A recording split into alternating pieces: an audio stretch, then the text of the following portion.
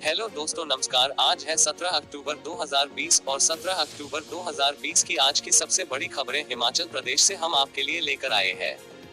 आज की पहली खबर है, 19 अक्टूबर से 10वीं और 12वीं की लगेंगी नियमित कक्षाएं। प्रदेश के सरकारी स्कूलों में 19 अक्टूबर से 10वीं और 12वीं की नियमित कक्षाएं लगेंगी।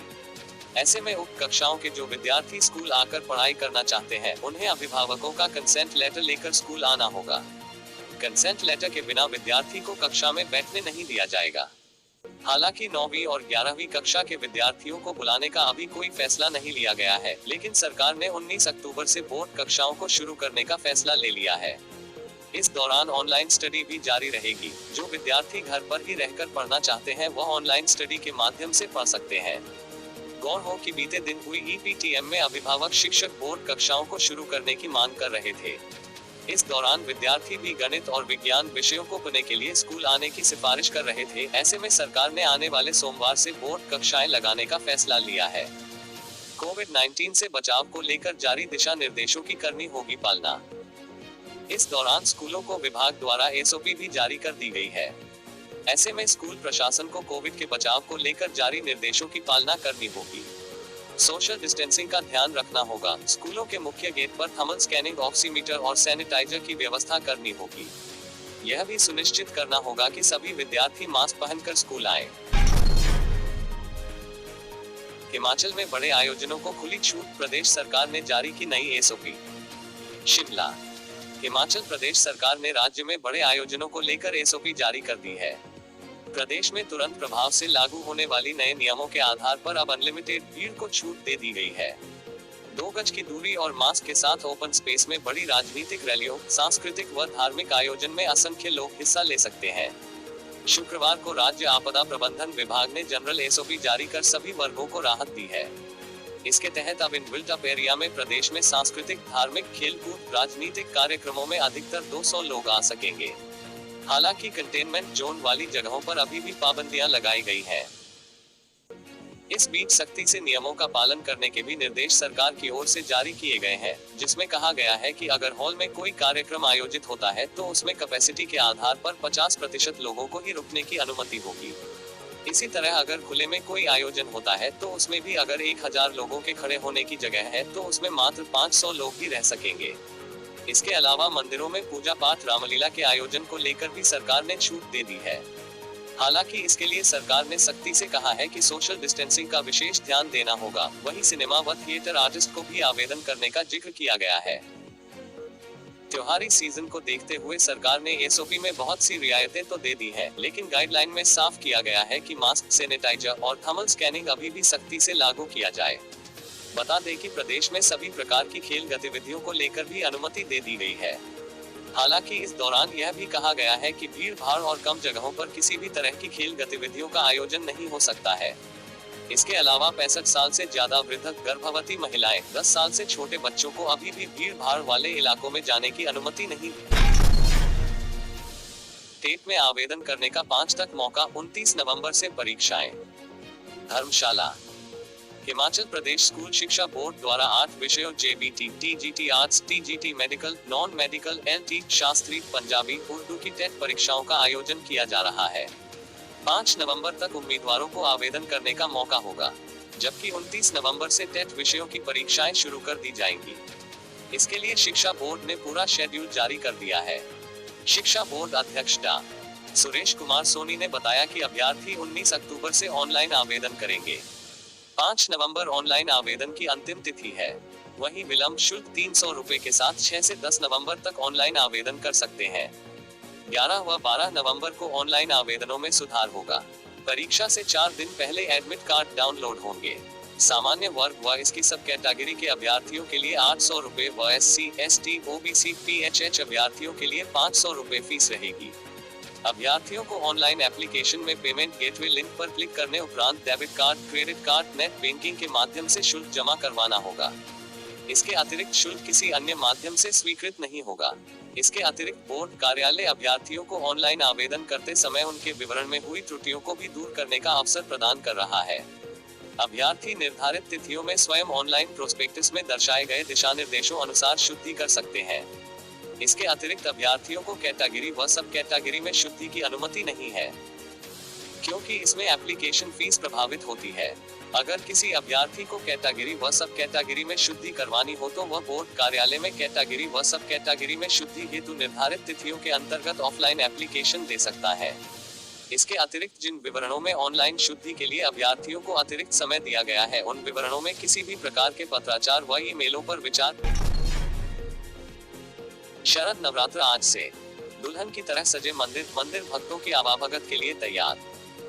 शरद नवरात्र शनिवार से शुरू हो रहे हैं। इसके लिए प्रदेश के सारे मंदिर दुल्हन की तरह सज गए हैं। विश्व विख्यात शक्तिपीठ वज्रेश्वरी देवी, कांगड़ा चामुंडा देवी, मां ज्वालामुखी, मां चिंतपूर्णी, मां नयना देवी, मां बालासुंदरी के अलावा हर छोटा बड़ा मंदिर भक्तों की आवाभगत के लिए तैयार है। कलश स्थापना का शुभ मुहूर्त सुबह 6:27 से 10:13 बजे है। हालांकि सुबह 11:36 से दोपहर 12:24 बजे व दोपहर 2:26 से शाम 4:17 बजे तक कलश स्थापना के मुहूर्त है। पहले नवरात्र में स्वार्थ सिद्धि का योग बन रहा है, जिसका शुभ प्रभाव देश भर में देखने को मिलेगा। ज्यादातर ज्योतिषाचार्यों ने कहा है कि इस बार के सारे नवरात्र ग्रह कार्य के लिए बहुत शुभ है।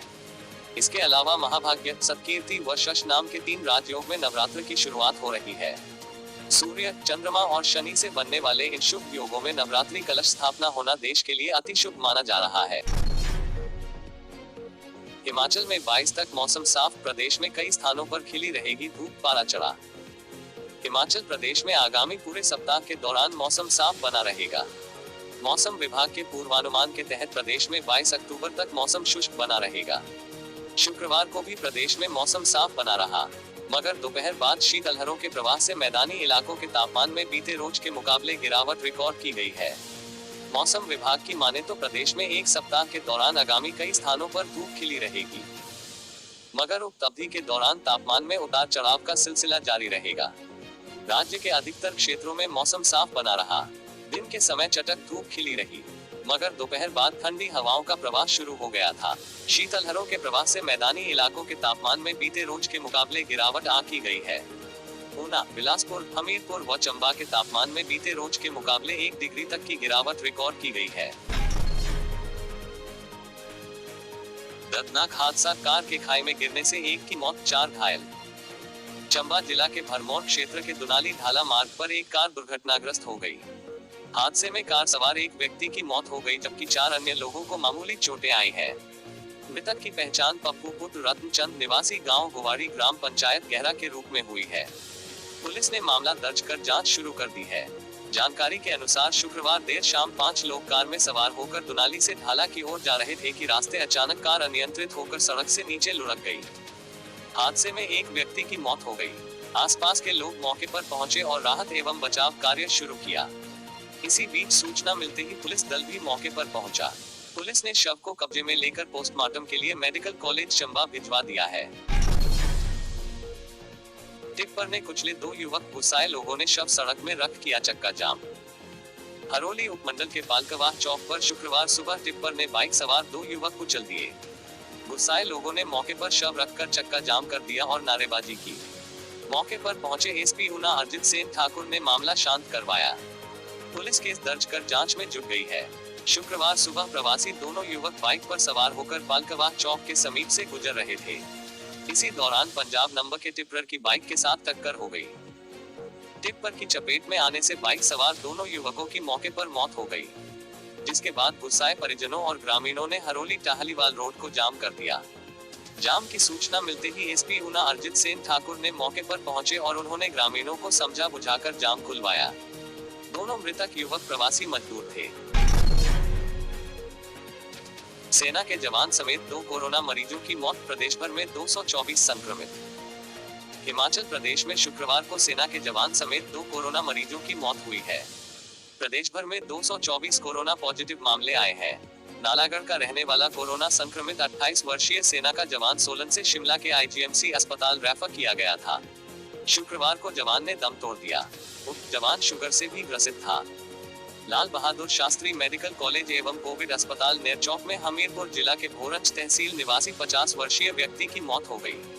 उन्हें अस्थमा की शिकायत थी और बीते 13 अक्टूबर को हमीरपुर से नेरचौक मेडिकल कॉलेज रेफर किया गया था। वीरवार को वेंटिलेटर पर रखा गया, लेकिन उसकी जान नहीं बचाई जा सकी। संक्रमित को सांस लेने में दिक्कत और अस्थमा की शिकायत थी। किन्नौर जिले में पूह खंड के लियो गांव में 24 लोग कोरोना पॉजिटिव पाए गए हैं। प्रशासन ने पूरा लियो गांव को सील करके कंटेनमेंट जोन घोषित कर दिया है। जिलाधीश गोपाल चंद ने बताया कि इन पॉजिटिव केसों में एक डॉक्टर है जो होनगो में तैनात है। उनका भी संपर्क लियो गांव में एक व्यक्ति से हुआ था जिसकी कोरोना की वजह से मौत हुई थी। वह बाद में होनगो गए थे।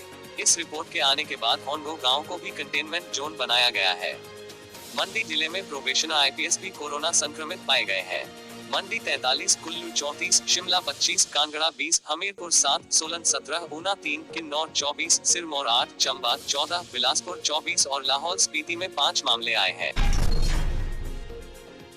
सफाई कर्मचारियों से बदसलूकी के बाद धरना प्रदर्शन, कूड़े के ढेर लगा किया 5 घंटे चक्का जाम।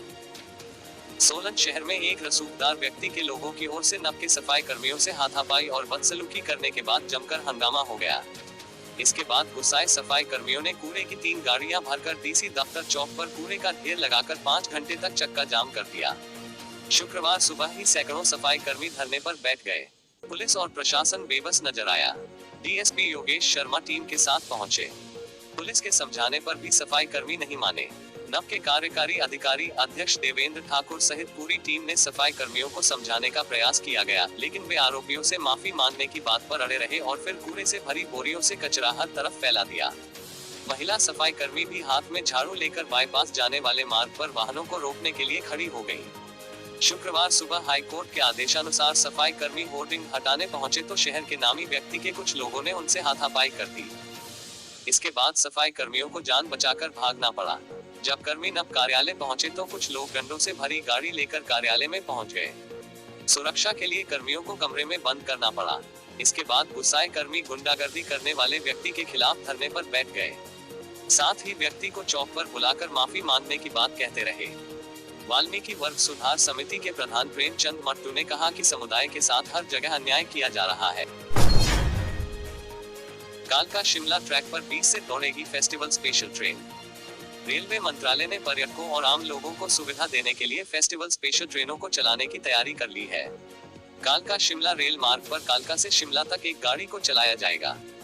इससे लोगों को रेल मार्ग से एक बार फिर हिमाचल की वादियों को निहारने का मौका मिलेगा। यह ट्रेन अप डाउन चलाई जाएगी। हालांकि अभी तक इसकी समय सारणी निर्धारित नहीं की गई है, लेकिन इसे 20 तारीख से चलाए जाने की संभावना है। ट्रेन में लोग रिजर्वेशन के बाद ही सफर कर सकेंगे। इसमें जाने के लिए रेलवे काउंटर और ऑनलाइन बुकिंग करवाई जा सकती है। कोविड काल शुरू होते ही ट्रेनों की आवाजाही पर रोक लगा दी गई थी।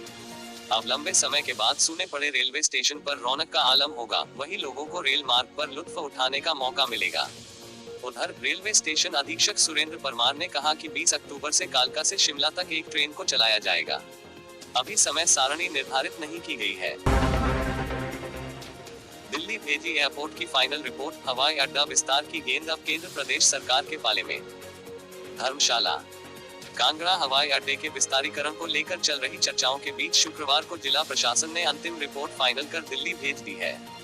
अब केंद्र व प्रदेश सरकारों की इच्छाओं पर निर्भर करेगा कि हवाई अड्डे का विस्तार कितना और कहां तक करना है। धन की व्यवस्था करने के निर्देश जारी करने के बाद ही जिला प्रशासन संबंधित क्षेत्रों में भूमि अधिग्रहण का काम शुरू करेगा। गगल बाजार और आसपास एयरपोर्ट से आगे तक के राष्ट्रीय उच्च मार्ग को भी बदलने का प्रस्ताव दिया गया है। इसके अलावा एयरपोर्ट विस्तारीकरण के लिए एयरपोर्ट से ऊपर की तरफ के हिस्से को शामिल करने का प्रस्ताव भी तैयार किया गया है, ताकि क्षेत्र की कम आबादी प्रभावित हो। इससे पहले भी कांगड़ा एयरपोर्ट के विस्तारीकरण के लिए कई प्रस्ताव केंद्र को भेजे जा चुके हैं। अब देखना यह होगा कि अटल टनल के बाद सुरक्षा की दृष्टि से महत्वपूर्ण माने जाने वाले कांगड़ा एयरपोर्ट के विस्तारीकरण के लिए केंद्र की मोदी सरकार और हिमाचल की जयराम सरकार कितनी गंभीर है।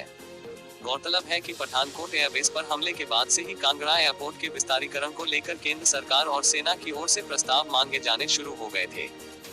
एयरपोर्ट का विस्तार तो होकर रहेगा। हवाई अड्डे के विस्तारीकरण से गगल और आसपास के क्षेत्र के लोगों को विस्थापन का दंश भी झेलना पड़ेगा। एयरपोर्ट का विस्तार आज नहीं तो कल होना ही है। ऐसे हालात के बीच में अब सुरक्षा की दृष्टि से महत्वपूर्ण इस एयरपोर्ट के विस्तारीकरण का काम जल्द शुरू होने की उम्मीद लगाई जा रही है। उपायुक्त कांगड़ा राकेश प्रजापति का कहना है कि प्रशासन ने सरकार की तरफ से मिले निर्देशों को पूरा कर दिया है। इस वीडियो को लाइक करें, हमारे चैनल को सब्सक्राइब कर बेल आइकन जरूर प्रेस करें हमारी न्यू वीडियो सबसे